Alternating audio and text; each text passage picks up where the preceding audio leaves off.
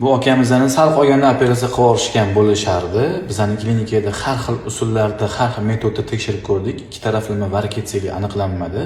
Hech qanaqa tuxumlarning gipoplaziyasi ham yo'q. Shuning uchun ehtiyot bo'linglar. Variketsiyalilarni yo'q narsani operatsiya qilib yuborishdan.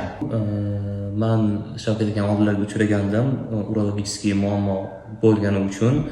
Faqat undan oldin boshqa klinikaga bordim. Bu yerda klinika tekshiruvlaridan barcha analizlarni topshirgandan keyin ular menga ikkala tomonlama varikosellik bor deb aytishdi.